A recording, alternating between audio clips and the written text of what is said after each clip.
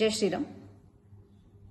టాలీవుడ్ ఇండస్ట్రీకి సంబంధించి ఒక ప్రముఖమైన కొరియోగ్రాఫర్ షేక్ జానీ బాషా, జానీ మాస్టర్ అని పిలువబడే ఒక కొరియోగ్రాఫర్ సెక్షువల్లీ అసాల్ట్ చేస్తున్నాడు అని చెప్పి ఒక జూనియర్ కొరియోగ్రాఫర్ పోలీస్ స్టేషన్లో కంప్లైంట్ ఇచ్చినప్పటికీ ఇంతవరకు పోలీస్ యంత్రాంగం కానీ రాష్ట్ర ప్రభుత్వం కానీ దానిపై స్పందించకపోవడం చాలా దురదృష్టకరమైన విషయం.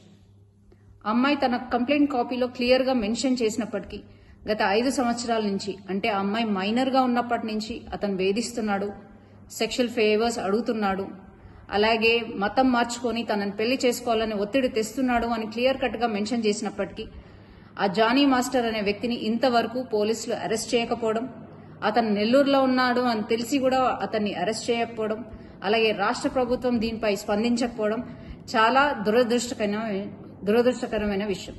ఇది క్లియర్ కట్గా లవ్ జిహాద్ కేసు.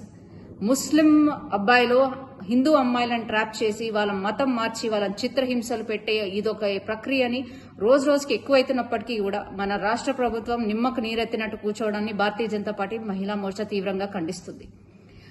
రోజు రోజుకి రాష్ట్రంలో అత్యాచారాలు అన్యాయాలు పెరుగుతున్నప్పటికీ మన సీఎం రేవంత్ రెడ్డి గారు, కేర్ ఆఫ్ హోమ్ మినిస్టర్ గారు నిర్లక్ష్య వైఖరిని మేము తీవ్రంగా ఖండిస్తున్నాం.